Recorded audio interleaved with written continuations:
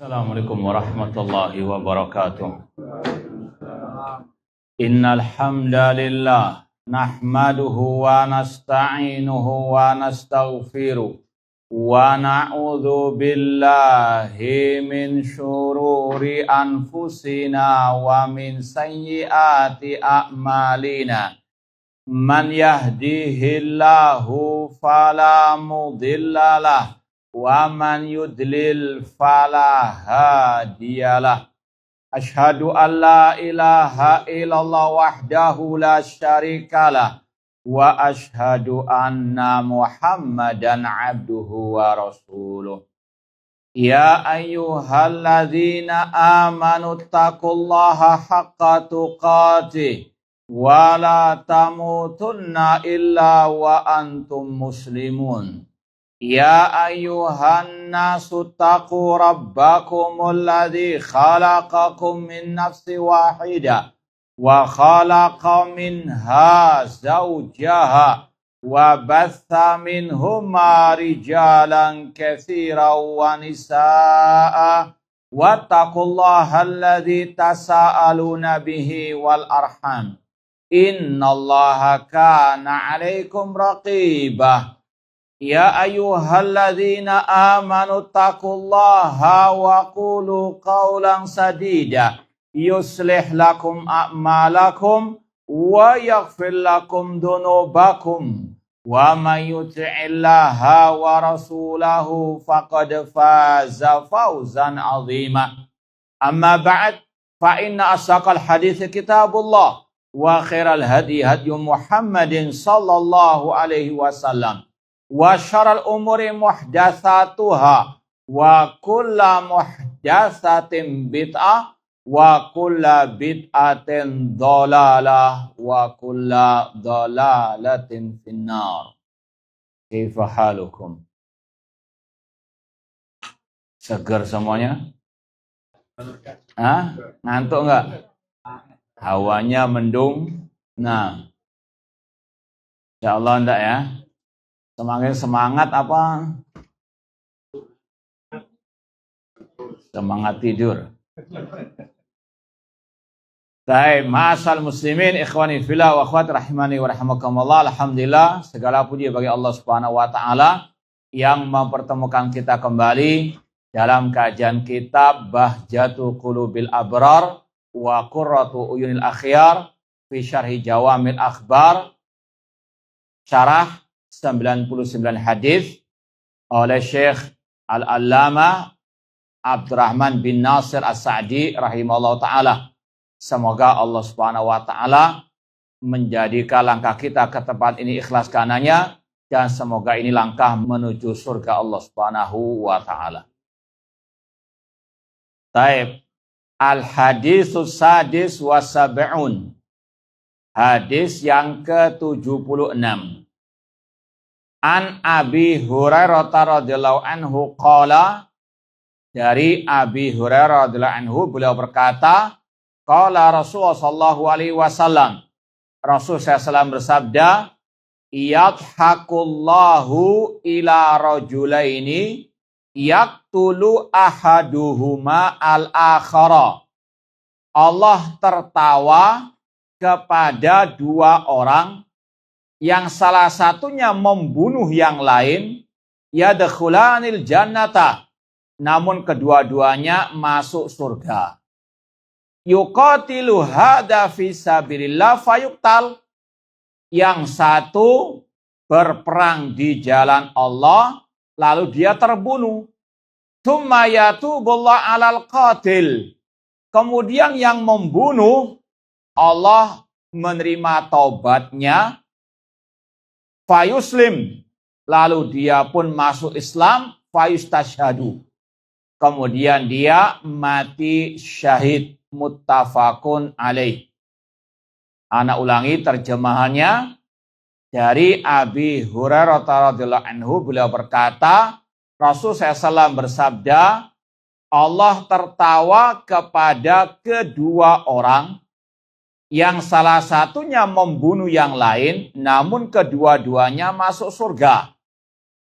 Yang satu berperang di jalan Allah, kemudian dia terbunuh, kemudian Allah memberikan hidayah tobat atau menerima tobat yang membunuh, lalu dia masuk Islam, kemudian dia mati syahid. Muttafaqun alaih. Kata Syekh Abdurrahman As-Sa'di rahimahullah, hadzal haditsu yadullu ala tanawwu'i karamil karim.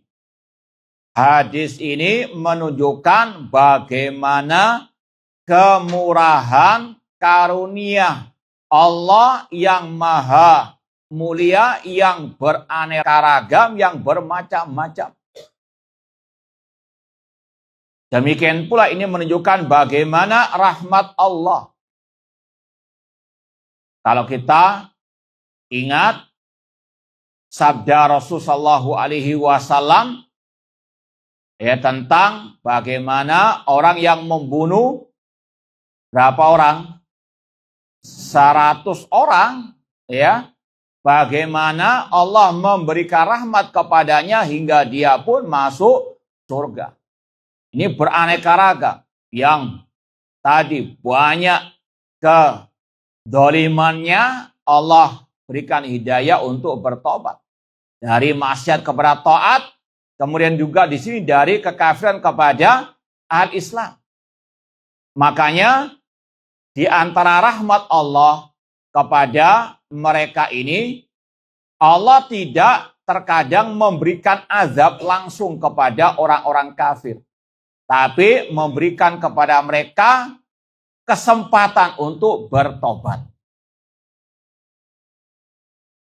Pertanyaannya, ini pernah kita ya nggak tahu, yang mungkin ikut kajian kita tafsir pernah kita bahas beberapa kali, ya. Kita kasih pertanyaan, sebutkan satu ayat yang menunjukkan akan hal ini. Allah dengan rahmatnya memberikan kesempatan kepada orang kafir untuk bertobat. Yang ikhwan dulu kalau ada. Terutama tafsir juz ammah. Apa ayat, bunyi ayatnya? Yang ikhwan dulu. Paham pertanyaannya? Ya. Jawabannya?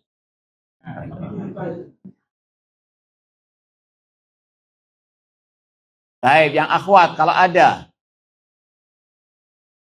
Coba cari mulai dari An-Naba sampai An-Nas.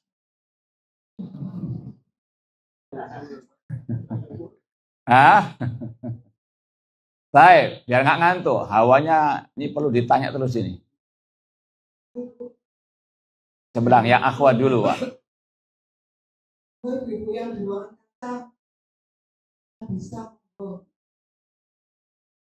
Tidak ada? Silakan, Pak, kalau ada. Hah? Bukan itu, ada lafaz orang kafirnya.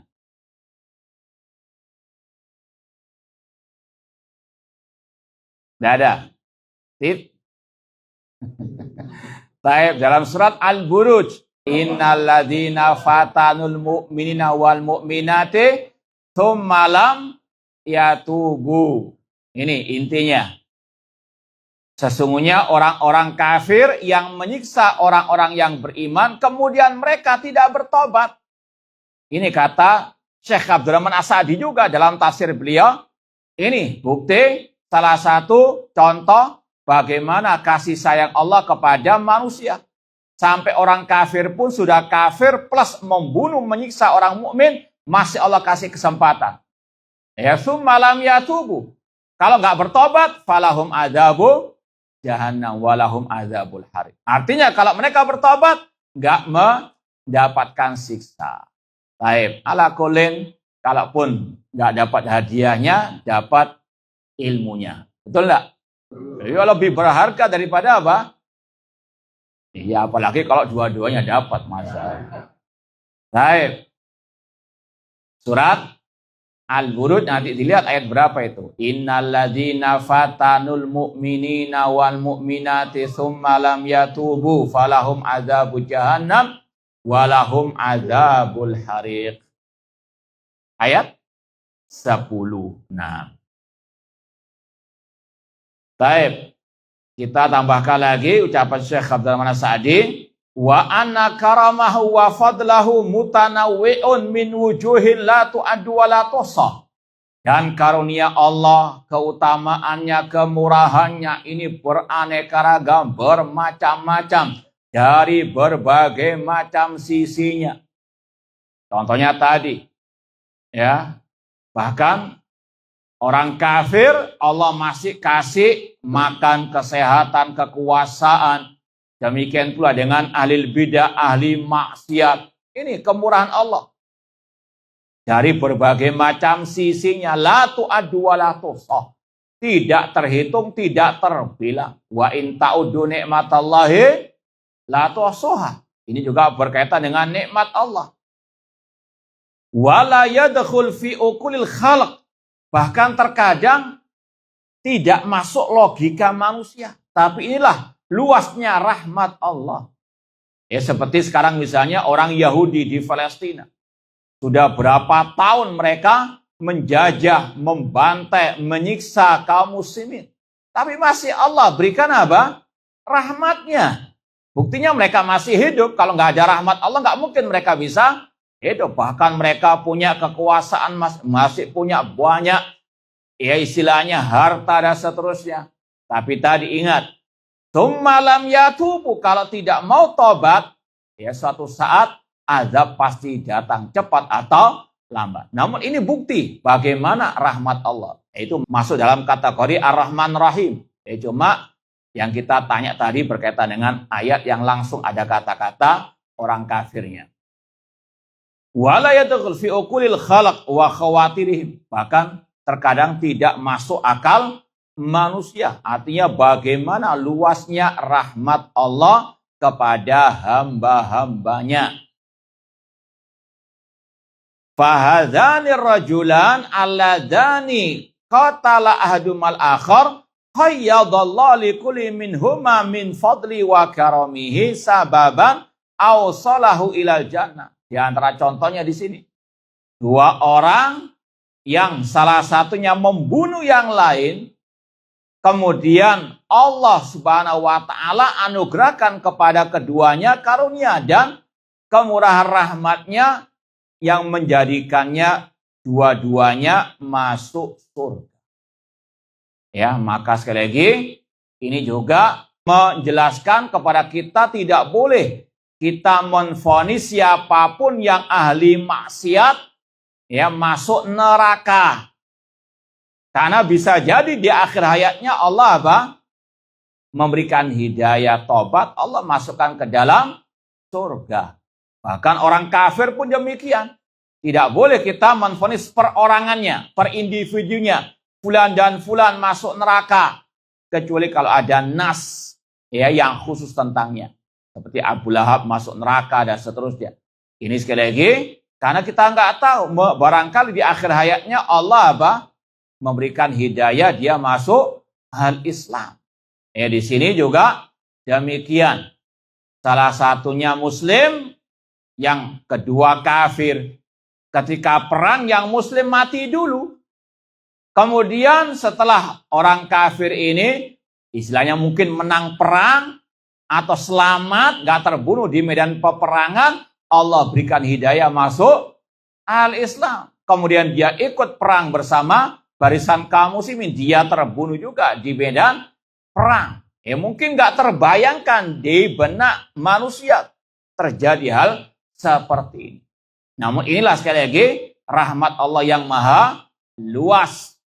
Ini juga mengkisahkan kita dengan sebagian ya para sahabat Rasul yang mereka dahulu musyrik, ya bahkan mereka apa?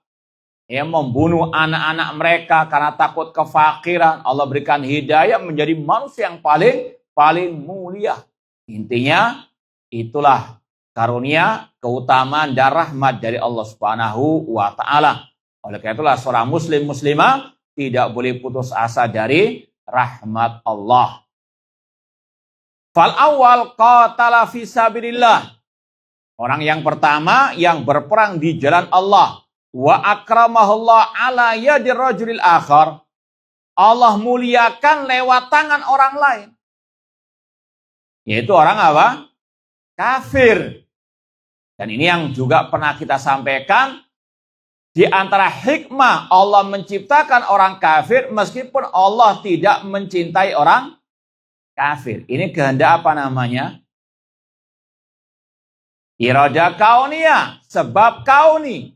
Allah menghendaki terciptanya orang kafir, tapi Allah nggak mencintai orang kafir. Nggak semua yang Allah kehendaki itu pasti Allah cintai. Contohnya di sini.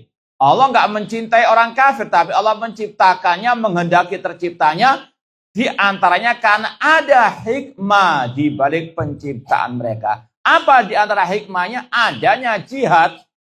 Bang. Kemudian dengan adanya jihad, ada yang syahid di jalan Allah. Orang muslim, dia masuk surga karena sebab tangan orang apa? Kafir. Paham ya? Nah, ini sekali lagi salah satu hikmahnya.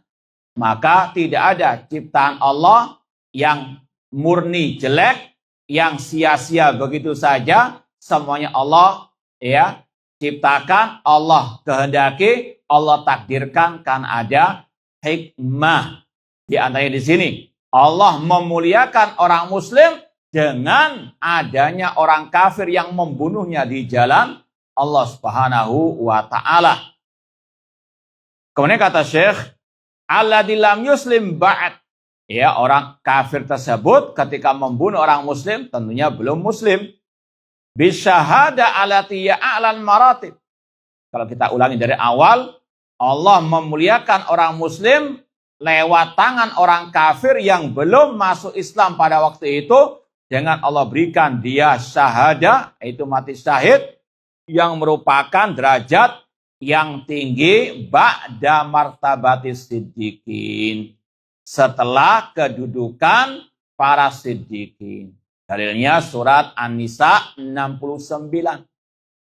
Wa may yuti'illaha war rasulah faulaika ma'alladzina an'amallahu alaihim minan nabiyyin wasiddiqin wasyuhada wassalihin wa hasuna ulaika rafiqa.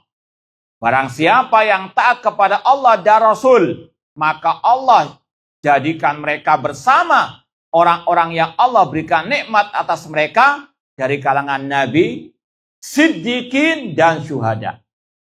Ini tingkatan yang dimuliakan oleh Allah. Yang pertama tingkatan nabiyyin, kemudian siddiqin, di antaranya Abu Bakar Siddiq, kemudian baru apa? Asyuhada. Di antara syuhada Umar bin Khattab. Ya, makanya Abu Bakar Siddiq lebih mulia daripada Umar bin Khattab. Nah, kemudian Utsman bin Affan juga minasyuhada, Ali bin Abi Thalib. Ini dalil ucapan Syekh Abdurrahman As-Sa'di, orang muslim yang terbunuh di tangan orang kafir di medan jihad itu mati syahid, yang mana orang yang mati syahid itu tingkatan yang mulia namun masih di bawah derajat as-siddiqin. Paham? Nah, di antara as-siddiqin tadi Abu Bakar As-Siddiq radhiyallahu ta'ala anhu. Surat An-Nisa ayat 69. Nah. Namun kata Syekh di sini, wa gharaduhu fi jihadi i'la'u kalimatillah. Namun tujuan jihad untuk menegakkan kalimat Allah. Ya, bukan untuk mencari kedudukan, untuk melampiaskan hawa nafsu. Pernah Ana dengar di potongan video mantan teroris istilahnya. Ya, ketika dia ngebom yang pernah viral dulu di Bali itu, ya salah satu tujuannya itu bukan i'la kalimatillah. Ya, sempat ngaku sendiri ada tokohnya mereka ngebom itu karena alasan apa? Masa kita kalah dengan teman-teman di negara lain? Yang lain sudah ngebom, kita masa nggak ngebom? Paham ya? Itu yang ya diakui sendiri oleh mantan teroris bahwasanya waktu ngebom itu karena hawa nafsu. Ngomong sendiri. Bukan li'ila apa? Kalimatillah. Jor-joran. Tahu jor-joran?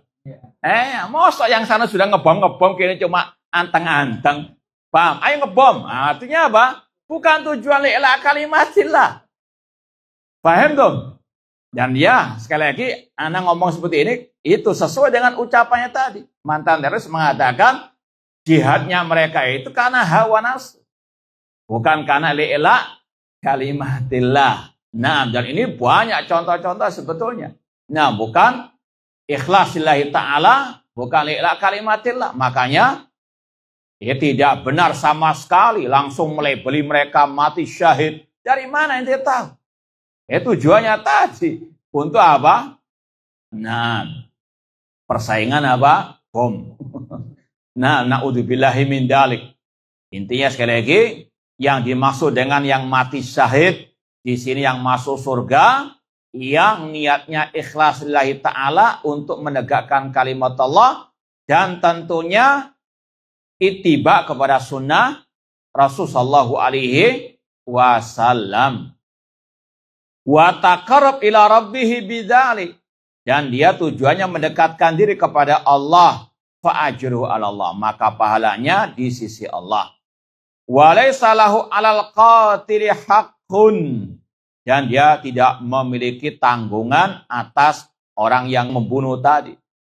Fa tsabata ajruhu 'ala Allah, maka pahalanya di sisi Allah. Wa amal akhar, adapun orang yang kedua, fa inna Allah ta'ala ja'ala baba taubah. Sesungguhnya Allah mengampuni semua dosa. Innallaha yaghfirudz dzunuba jami'ah. Semoga Allah mengampuni segala dosa kita. Innahu huwal ghafurur rahim. Sesungguhnya Allah Maha Pengampun lagi Maha Penyayang. Falamma aslama wa taba mahalla anhul kufra wa atharahu. Ketika orang kafir yang membunuh orang muslim di medan pertempuran tadi masuk Islam dan dia bertobat kepada Allah, Allah hapus semua dosanya. Ini keutamaan orang masuk Islam itu seperti orang yang baru lahir. Dosa semuanya diampuni oleh Allah Subhanahu wa ta'ala. Di antaranya dosa membunuh tadi. Nah, summa manna alaihi bisyahada. Kemudian setelah dia masuk Islam, ketika ada pertempuran, jihad, perang di jalan Allah, dia di barisan orang muslim dan dia pun apa? Terbunuh menyusul saudaranya muslim yang dia bunuh tadi. Maka dua-duanya masuk surga. Fadakhala al-jannah ka akhihi alladhi qatalahu. Seperti saudaranya yang dia bunuh, wa akramahu ala yadihi, yang Allah muliakan orang muslim tadi lewat tangan orang kafir tersebut. Walam yuhinhu ala yadi akhi bi qatlihi, ya Allah tidak menghinakannya ya atas pembunuhannya tersebut. Pada waktu itu dia kafir. Intinya orang muslim meskipun terbunuh, namun ketika di jalan Allah itu justru bentuk memuliakan orang muslim tersebut. Paham dong? Nah, ini sebab ya dua-duanya masuk surga karena dua-duanya terbunuh di jalan Allah Subhanahu wa ta'ala. Kemudian kata Syekh Abdurrahman As-Sa'di, fahadad dhahik minal bari yadullu ala ghayati karamihi wa judihi. Tertawanya Allah ini menunjukkan bagaimana kemuliaan dan karunia Allah yang sangat luar biasa besarnya. Wa tanawu'i birrihi, dan bagaimana kebaikan Allah yang bermacam-macam. Baik, pertanyaannya, apakah wajib menetapkan Allah punya sifat tertawa? Nah, boleh ditakwil tidak? Boleh dikatakan hanya Allah yang tahu maknanya? Ngantuk ya. Ana tanya lagi, pikir dulu sebelum dijawab. Apakah boleh mengatakan hanya Allah yang tahu maknanya?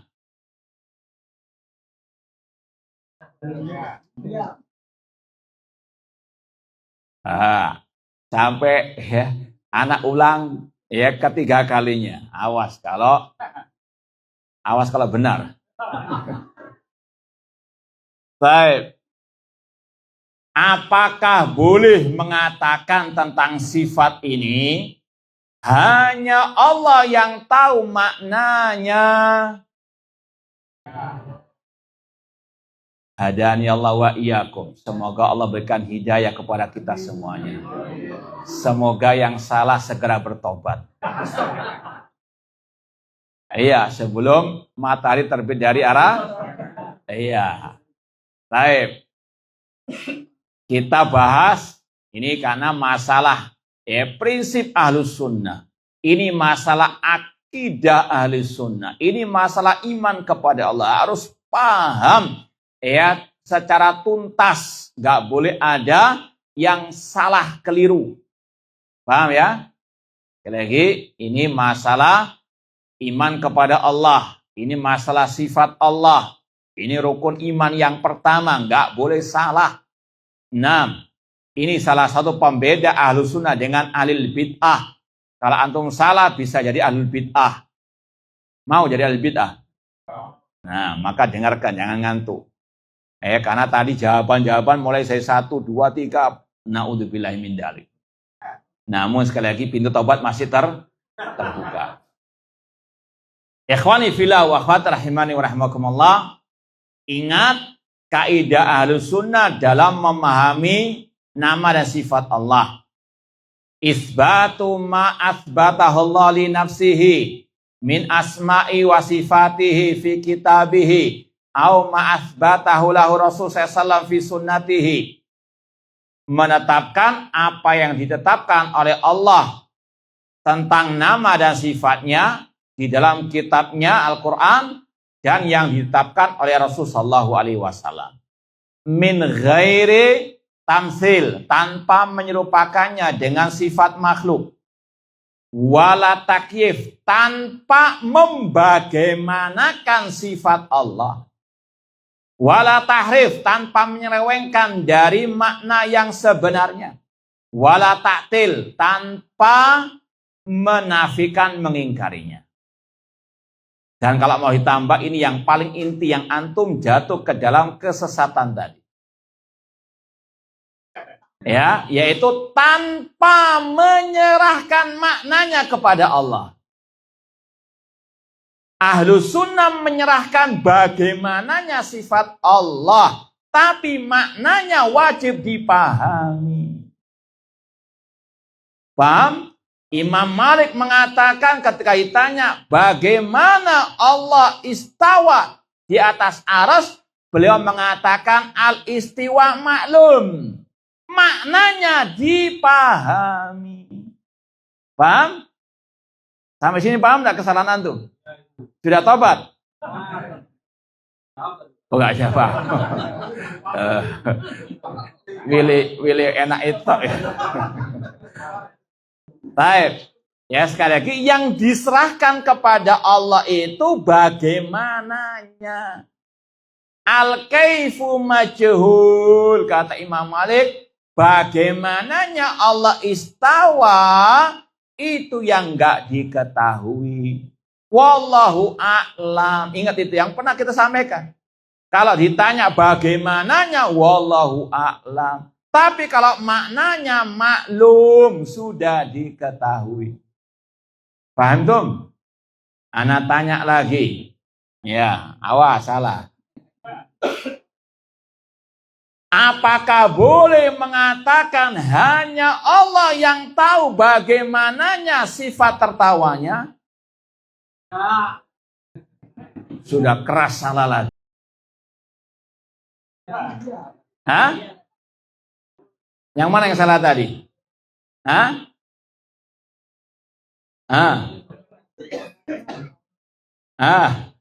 Ya, anak ulang lagi barangkali. Iya. Baik. Yang kedua kali. Apakah boleh mengatakan, ini boleh atau tidak ya? Jawabannya boleh atau tidak. Apakah boleh mengatakan hanya Allah yang tahu bagaimana sifat tertawanya? Nah, masih ada khilaf. Boleh atau tidak? Bahkan wajib. Ya, awas yang mengatakan tidak. Siapa tadi mengatakan tidak? Perlu dikasih hadiah enggak itu? Hah? Kenapa? Setrap gitu Pak ya? Suruh berdiri gitu ya, kaki satu gitu ya.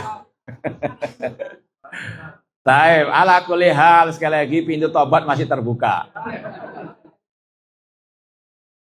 Anak ulang sekali lagi, yang tidak boleh itu menanyakan bagaimananya sifat Allah. Itu yang terlarang, hanya Allah yang tahu bagaimana sifatnya. Adapun maknanya sudah diketahui. Paham? Makanya ada aliran sesat dalam bab sifat Allah, namanya aliran al-mufawwidah, yaitu yang mengatakan hanya Allah yang tahu makna ayat-ayat sifat. Paham?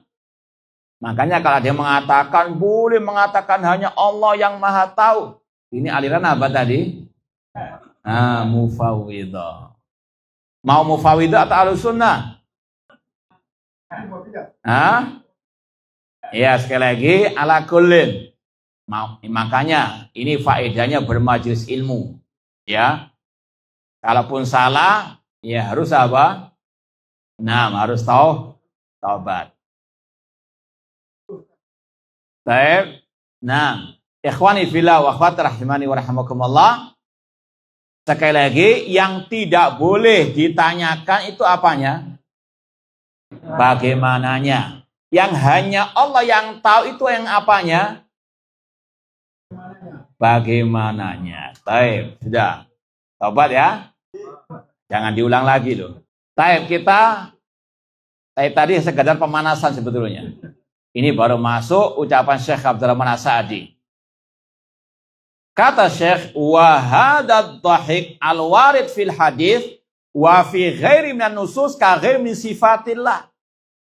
Pembahasan sifat tertawa yang ada dalam hadis tadi dan selainnya dalam nas-nas itu pembahasannya sama dengan sifat-sifat Allah yang lain. Baik, ana tanya ya. Allah berfirman, bal yadahu mabsutatan. Bahkan kedua tangan Allah terbentang. Kalau ada orang mengatakan hanya Allah yang tahu makna al-yadan. Bagaimana antum, salah atau benar? Yakin? Wa yabqa wajhu rabbika dzul jalali wal ikram. Ada yang mengatakan serahkan makna wajah di situ kepada Allah. Hanya Allah yang tahu. Boleh atau enggak mengatakan seperti itu? Boleh atau tidak boleh? Itu aliran apa namanya? Kalau perbuatannya at-tafwid. Ya, ini kita sampaikan karena ada dai-dai penyesat umat. Mereka mengatakan salaf itu mufawwidah, tafwid. Ini harus antum tahu. Ini jelas apa? Menyesatkan. Yang diserahkan oleh salaf apanya? Bagaimananya. Paham? Baik. Kemudian kata Syekh, alal mu'min an ya'tarifa bidzalik wa yu'mina bihi. Wajib atas orang yang beriman untuk membenarkan sifat Allah dan mengimaninya. Ya, di antaranya sifat tertawa bagi Allah. Ahlussunnah mengatakan Allah punya sifat tertawa seperti yang Rasul katakan di sini, seperti yang Rasul tetapkan, tanpa kita menyerupakan tertawanya Allah dengan tertawanya makhluk, tanpa kita bayangkan bagaimana tertawanya Allah, tanpa kita selewengkan dari makna yang sebenarnya. Salaf, para sahabat, mereka yang meriwayatkan hadis ini dari Rasul SAW, Abu Hurairah, ya. Para tabi'in meriwayatkan dari para sahabat, tabi'in meriwayatkan dari para sahabat, tidak ada satupun yang mentakwil. Oh, maknanya itu ya bukan tertawa, tapi maknanya misalnya Allah itu memberikan ya nikmat. Tidak ada takwil dari para salaf. Ya, atau salaf mengatakan ya hanya Allah yang tahu, tidak ada. Ya, mereka meriwayatkan sesuai dengan zahirnya dan dipahami sesuai dengan zahirnya. Wa annau haqqun ala haqiqati, dan bahwasanya ini sifat sesuai dengan hakikatnya. Sebagaimana tadi sifat tangan, sifat wajah, sifat Allah murka, sifat Allah ridha, sifat Allah berbicara, semua ditetapkan oleh sahabat tabi'in, tabi'ut tabi'in. Tidak ada yang ngeyel, tidak ada yang mengatakan kalau kita tetapkan nanti sama dengan sifat makhluk dan terus. Tidak ada. Ya, mereka sami'na wa shaddaqna, mendengar dan mereka benarkan. Wa anna sifatu kamal, dan semua sifat Allah sifat kesempurnaan, tidak ada kekurangan sama sekali. Laisa lahu fiha mithlun, tidak ada keserupaan dengan makhluk, wala shibhun wala nid. Ya, dalilnya laisa kamitslihi syai'un wa huwas samiul basir. Tidak ada yang serupa dengan Allah dan Dia Maha mendengar lagi Maha melihat. Kemudian kata Syekh, ini kaidah yang sangat agung yang membedakan dengan alul bid'ah.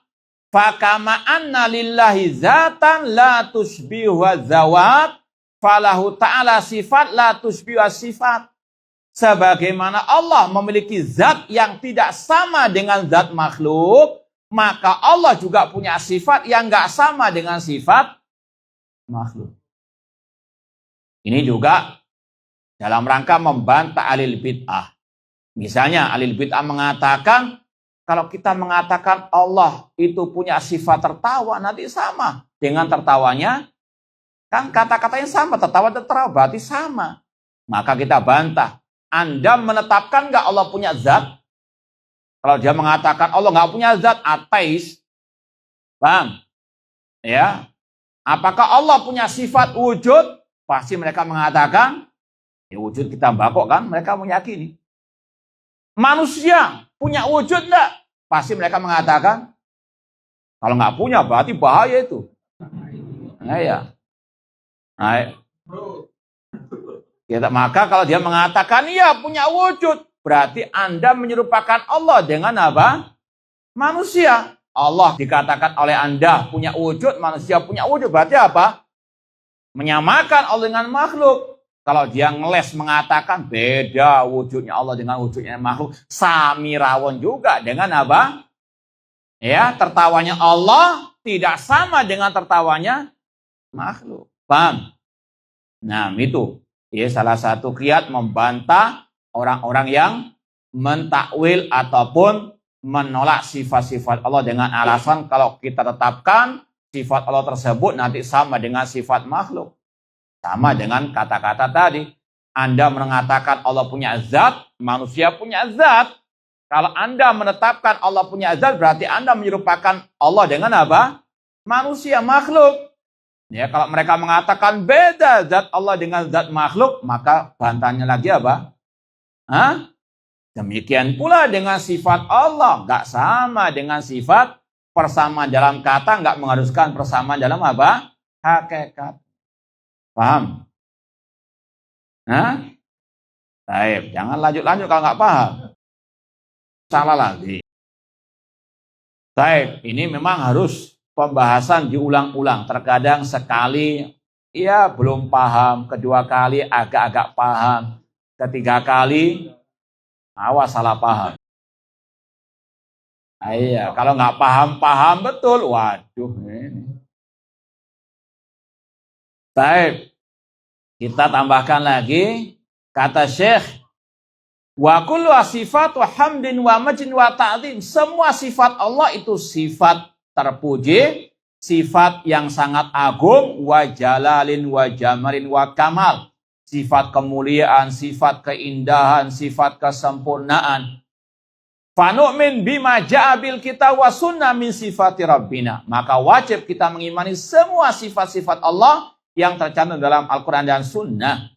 Wa na'lamu annahu la yatimul iman wa tauhid illa bi isbatiha. Ini antum kasih tanda tentang pentingnya pembahasan yang satu ini. Kata beliau, wajib kita meyakini tidak sempurna iman dan tauhid kita kecuali dengan menetapkannya. Menetapkan apa? Sifat Allah ala wajhin yaliku bi azamatillah. Menetapkannya sesuai dengan keagungan Allah, wa kibriyai wa majri, dan kemuliaan Allah. Ya, tidak sempurna, bahkan bisa tidak sah iman kita kalau salah dalam pembahasan tauhid asma wa sifat.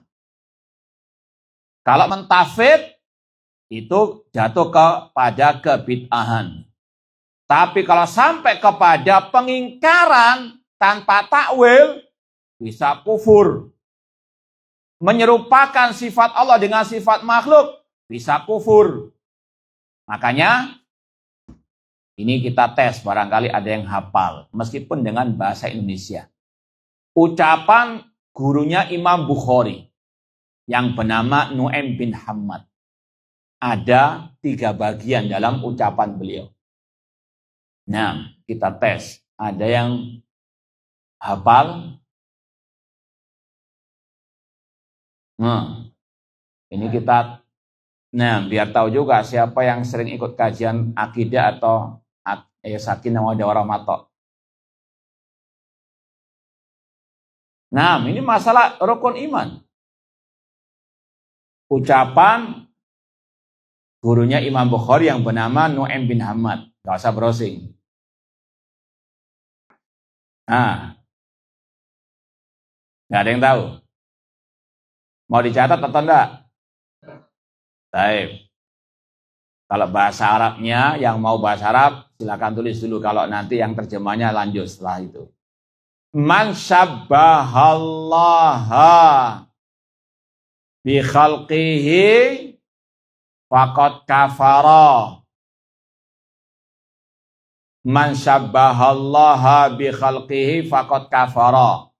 Terjemahannya, barang siapa yang menyerupakan Allah dengan makhluknya, maka dia kafir. Ini bagian pertama. Barang siapa yang menyerupakan Allah dengan makhluknya, maka dia kafir. Atau bi ahadin min khalqihi, atau menyerupakan Allah dengan salah satu dari makhluknya, maka dia kafir. Sudah? Man syabbahallah bi khalqihi faqad kafara. Barang siapa menyerupakan Allah dengan makhluknya, maka dia kafir. Bagian yang kedua, man jahada ma wasafallahu bihi nafsahu faqad kafara. Man jahada ma wasafallahu bihi kafara. Barang siapa yang mengingkari sifat Allah, maka dia kafir. Barang siapa yang mengingkari sifat Allah, maka dia kafir.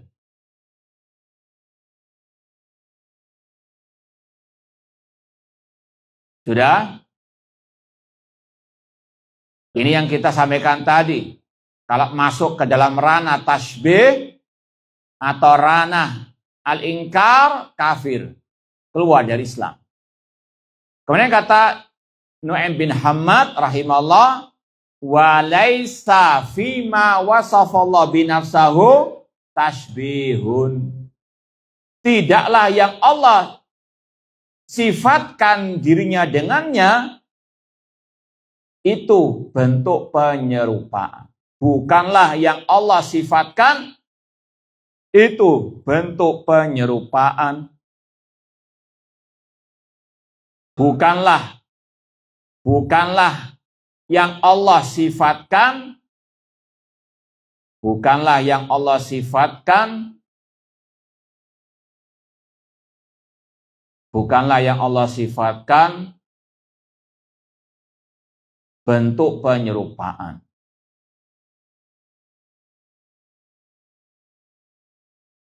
Paham? Sudah semua dicatat?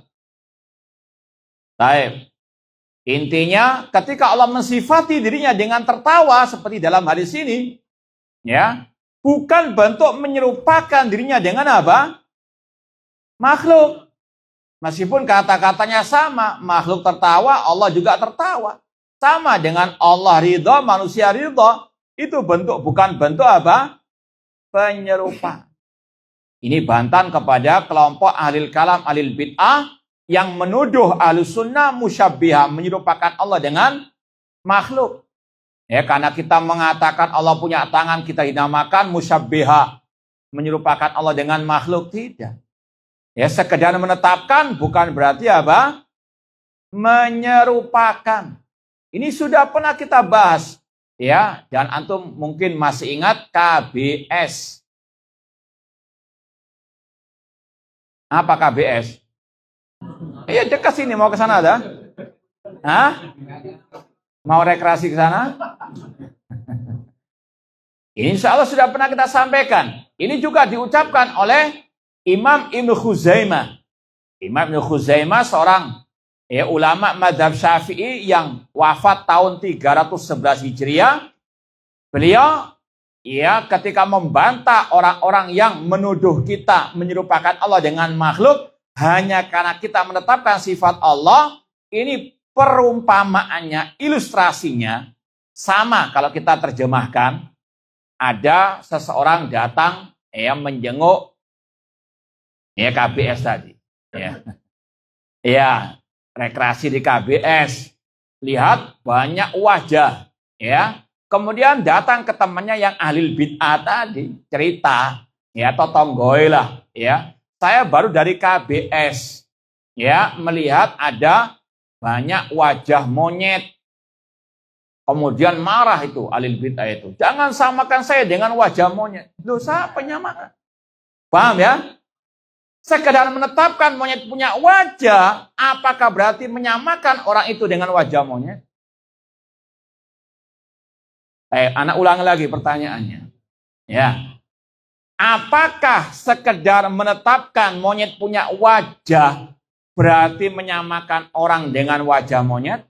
Tidak ada yang nuduh menyamakannya dengan wajah monyet. Kalau dia ngerumong sok mirip, kita nggak bisa terserah dia. Paham ya?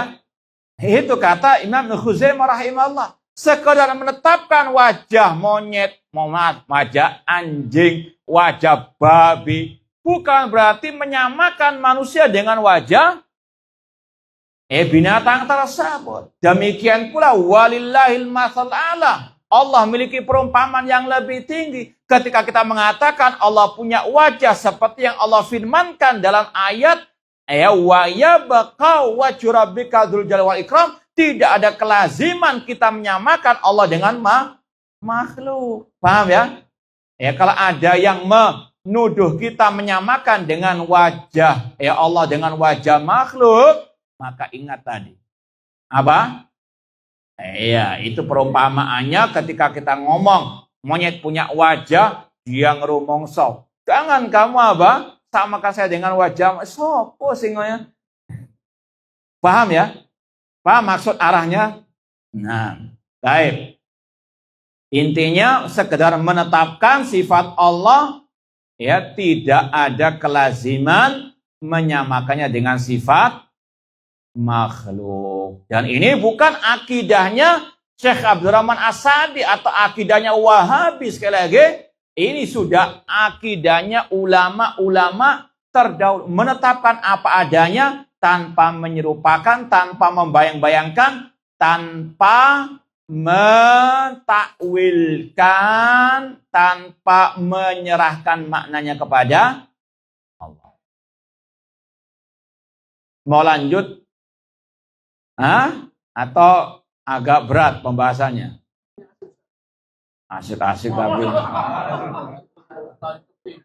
Asik-asik iya. Asik.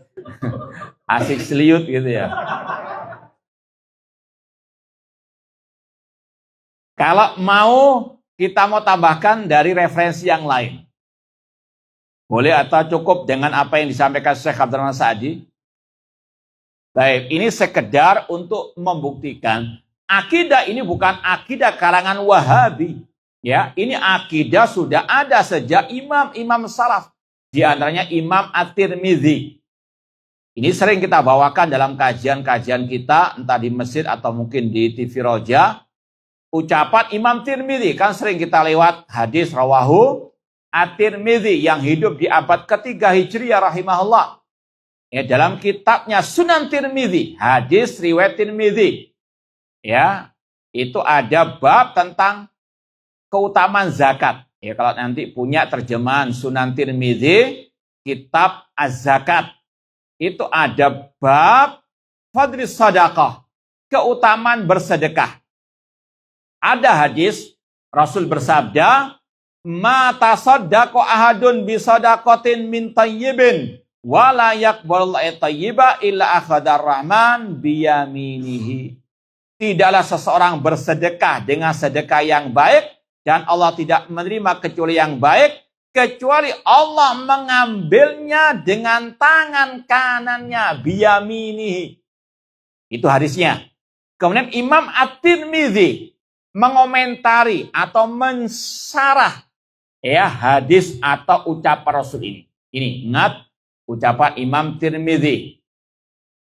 Kata Imam At-Tirmidzi, waqad qala ghairu wahidin min ahlil ilmi fi hadzal hadis wa ma yushbihu hadza minar riwayat minas sifat.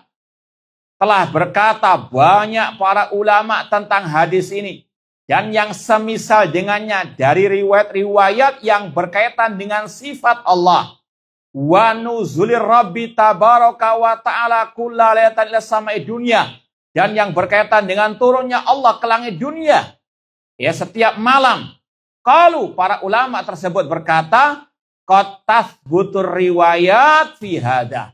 Telah sahih riwayat-riwayat tentang sifat-sifat Allah ini. Wa nu'minu biha. Kita mengimaninya.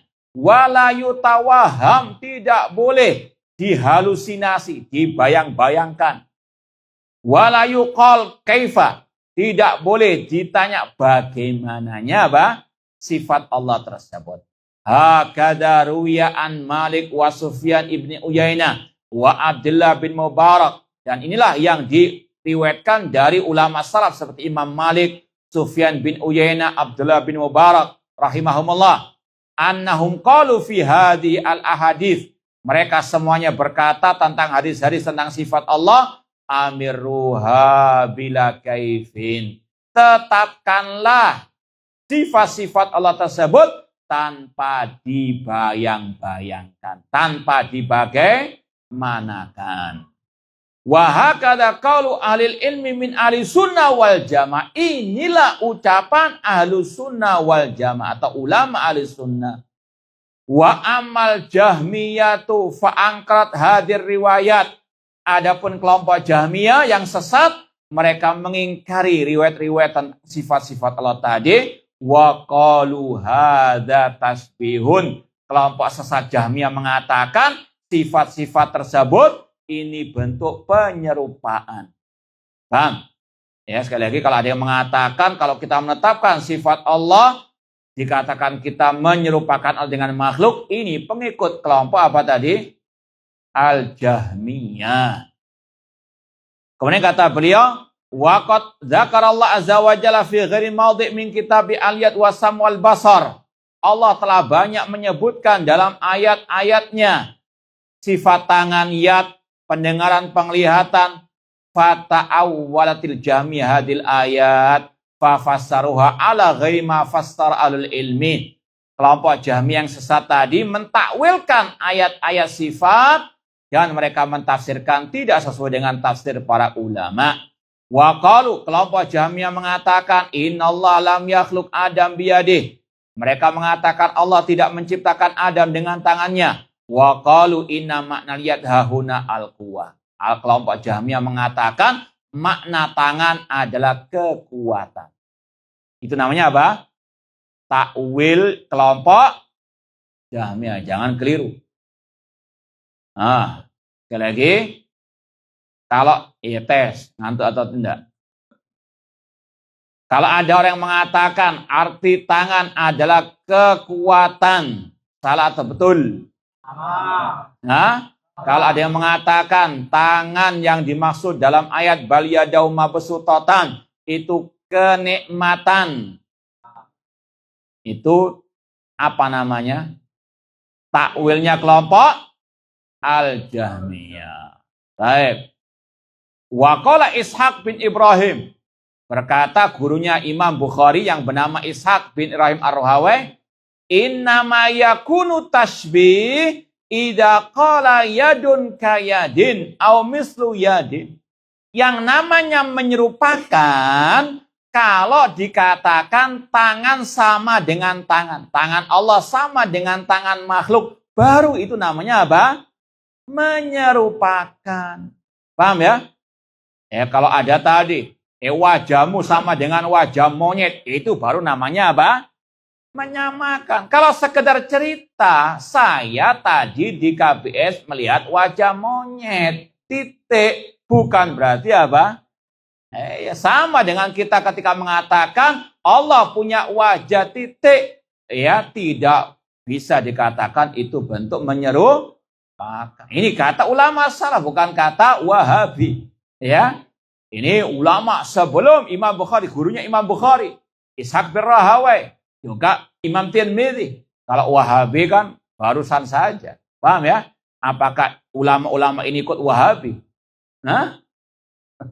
Nah, itulah sekali lagi dikit-dikit Wahabi, dikit-dikit Wahabi, kalah hujah Wahabi. Nah, wala yaqulu kaif, tidak boleh mengatakan bagaimana sifat Allah tersebut. Nah, ini sekali lagi ucapan Imam At-Tirmidzi. Sekarang kita tambahkan lagi biar lebih mantul. Tadi ucapan Imam Ibnu Khuzaimah yang bermadzhab Syafi'i yang wafat tahun 311 Hijriah. Lebih dari 1000 tahun yang lalu. Ya, ini akidah ulama-ulama salaf terdahulu, bukan kita yang ngarang, bukan Syekh Abdurrahman Sa'di yang ngarang. Beliau hanya mengikuti ulama salaf terdahulu. Makanya kalau ada mengatakan Salafi Wahabi itu enggak punya salaf. Ini orang yang apa? Buta mata hatinya, atau bahkan buta mata apa? Kepalanya. Karena sekali lagi kitab-kitab yang kita kaji dalam masalah akidah, ya, banyak dari ulama salaf jauh sebelum Syekhul Islam Muhammad Wahab, jauh sebelum Syekhul Islam Ibnu Taimiyah rahimahullah. Ya, contohnya di sini kitab At-Tauhid karya Imam Ibnu Khuzaimah. Beliau murid dari muridnya Imam Syafi'i.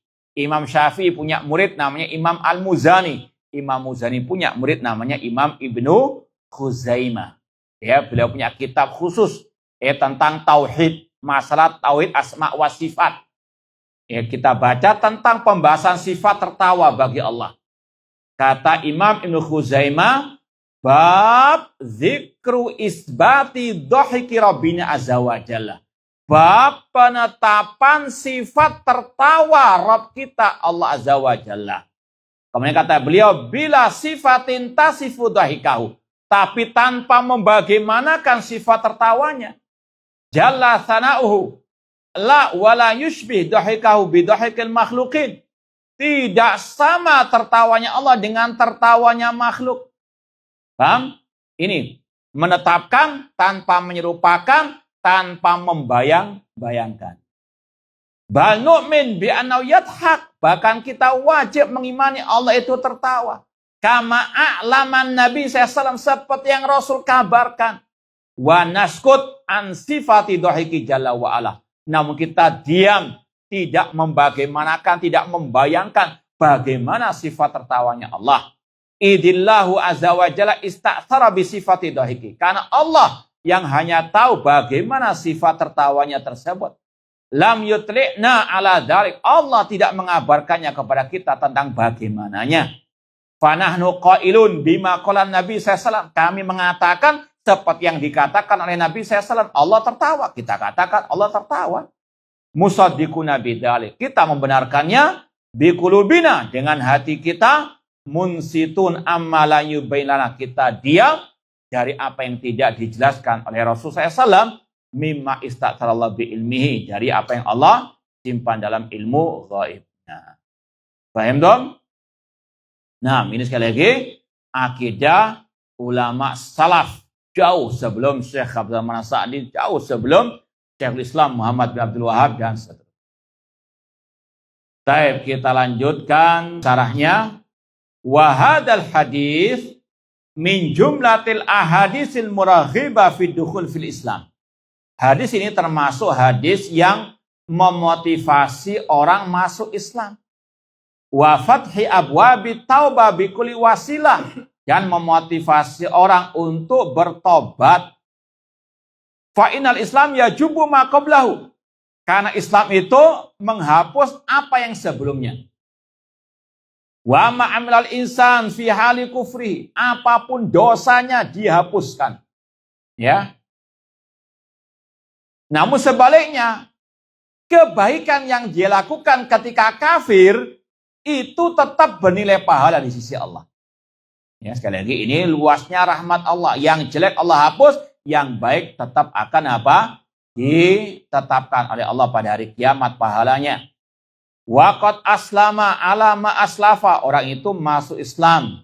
Hatta riqab alati qatalaha nasran li batili wal amwati istawla alaiha min ajidalik. Bahkan Allah mengampuni dosa pembunuhan yang dia lakukan ketika tadi perang antara muslim dan kafir. Bahkan hartanya orang muslim yang dia rampas ketika perang, ya tetap akan diampuni. Paham? Ya, kullu dzalika ma'fun anu ba'dal Islam. Semua itu dimaafkan, diampuni ketika masuk apa? Islam. Kemudian ada sedikit pengecualian, ada kata-kata wa qaluna min ajli dzalik. Kata-kata, kalau antum terjemahnya apa itu? Ya, bahkan masalah harta yang dia rampas karena hal itu. Apa terjemahan dari antum itu? Nggak ngikuti? Hah? Nah, kata-kata harta yang dia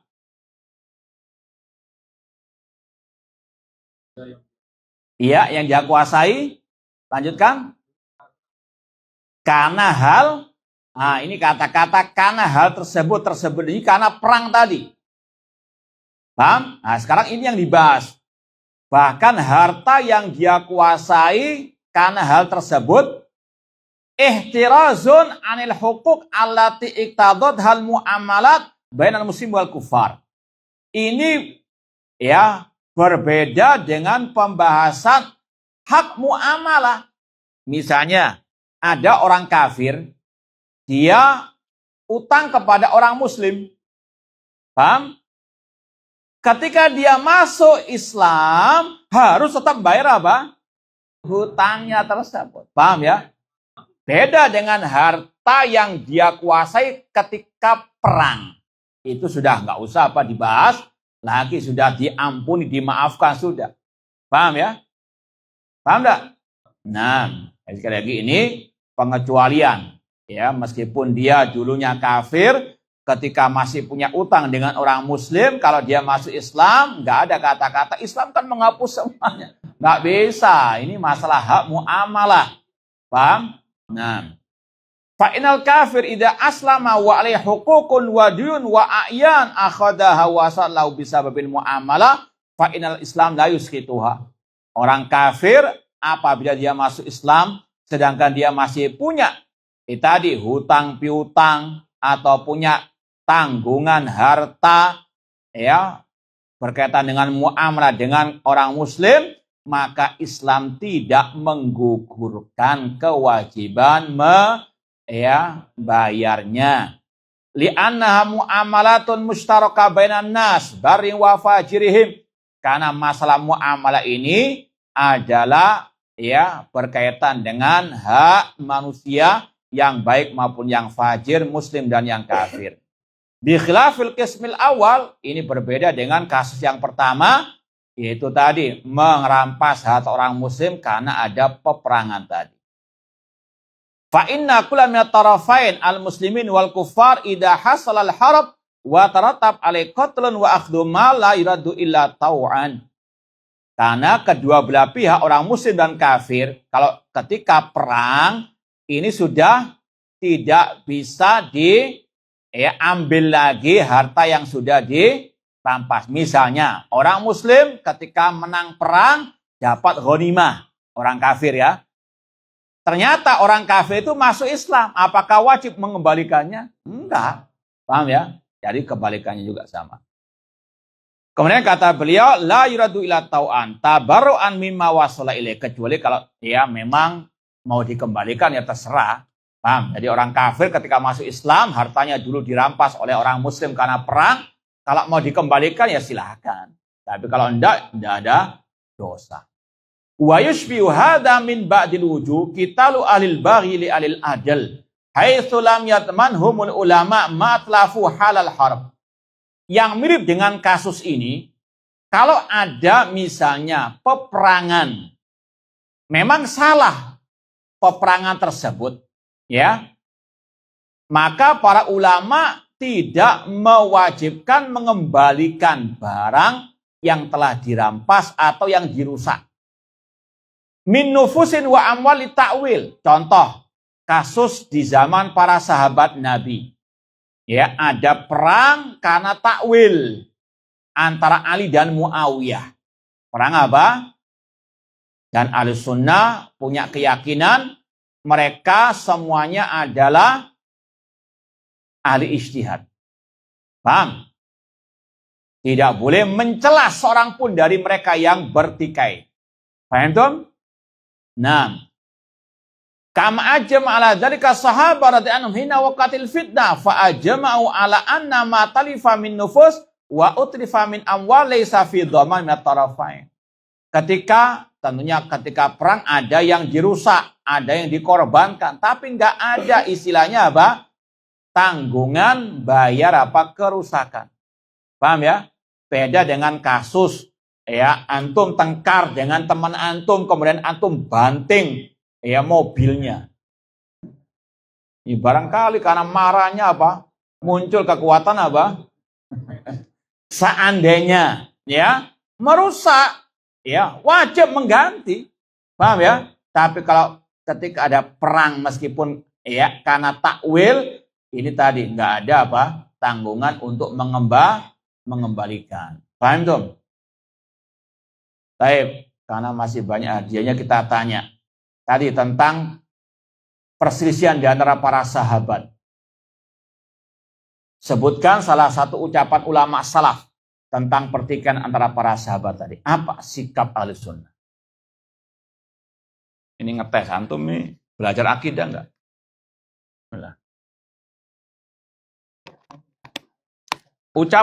Ucapan imam siapa, apa ucapannya itu yang kita inginkan. Nah, tidak ada yang bisa. Baik, segera untuk apa? Baik, perbanyak belajar akidah lagi. Imam Ahmad rahimahullah ketika ditanya tentang pertikaian di antara para sahabat, beliau membacakan ayat tilka ummatun qad khalat laha ma kasabat walakum ma kasabatum wala tusaluna amma kanu ya'malun. Itulah umat-umat yang telah berlalu, bagi mereka apa yang mereka kerjakan, bagi kalian apa yang kalian kerjakan, dan kalian tidak akan ditanya tentang apa yang mereka kerjakan. Al-Khalifah Umar bin Abdul Aziz ketika ditanya tentang perselisihan dari para sahabat, beliau mengatakan tilka dima'un taharallahu suyufana. Itu adalah darah-darah yang pedang-pedang kita tidak ikut-ikutan. Fal'an nutahiru al-sinatana minha. Sekarang kita sucikan lisan dari mencela seorang pun dari mereka. Jangan dikotori dengan mencela seorang pun dari sahabat Rasul. Dan ini yang paling banyak terjadi, kita sering mendengar, terutama dari para komentator-komentator, alil bid'ah, ketika mereka mengomentari pertikaian dari para sahabat, dituduh para sahabat itu rebutan kekuasaan. Na'udzubillahi min dzalik. Nah, baik. Kita lanjutkan sedikit lagi. Wa fi qauli tsumma yatubullah 'alal akhar fayuslim dalilun ala anna taubatallah 'alaman aslama aw taba min dunubi mutaqaddimatun ala taubatil abad. Kata-kata kemudian Allah menerima taubat atas yang lain, yang kafir tadi kemudian dia masuk Islam, ini menunjukkan bahwasanya Allah telah mentakdirkan taubat tersebut sebelum orang itu bertobat. Dalam artian Allah sudah mengetahuinya, mencatatnya di Lauhul Mahfuz. Fa inna ta'ala adzina bi taubati wa qaddaraha. Karena Allah telah mentakdirkan dia, sebelum dia lahir pun sudah Allah takdirkan dia akan masuk Islam. Wala tafabihi itqayyadul asbab al-mujiba li taubatihi. Dan Allah memberikan jalan untuk dia bertobat. Fatabal abad, lalu dia pun bertobat.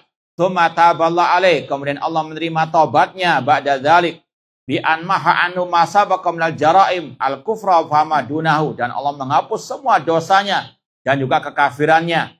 Fatabatul abdi mahfufatun bi taubatain. Taubatnya hamba itu dikelilingi oleh dua taubat. Artinya dua nikmat dari Allah. Tafaddala bihi ma'ali rabbuhu. Allah anugerahkan keduanya kepada hamba.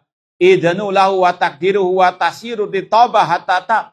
Allah mudahkan jalannya untuk bertobat, kemudian Allah terima tobatnya. Hamba ketika tobat mendapatkan dua nikmat karunia dari Allah.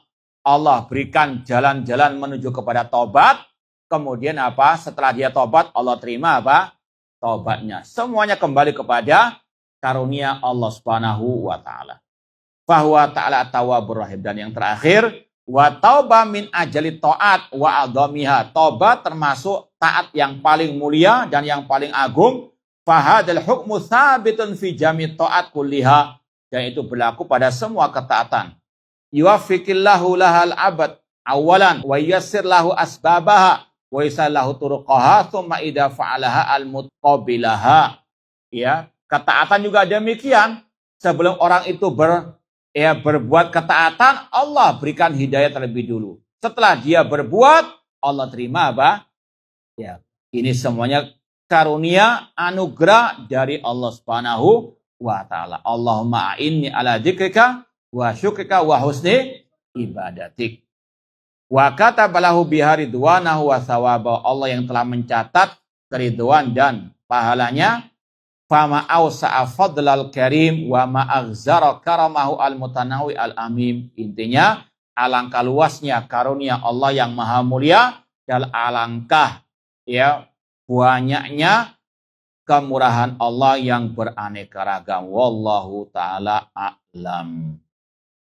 Baik, ini ada pertanyaan satu tentang sholat taubat. Bisa dilakukan lebih dari sekali seumur hidup. Nah, wallahu ta'ala alam. Ini yang mungkin bisa kita sampaikan. Kurang lebihnya mohon maaf. Wa jazakumullahu khairan. Aku qouli hadza wa akhiru da'wana anil hamdulillahi rabbil alamin. Wassalamualaikum warahmatullahi wabarakatuh.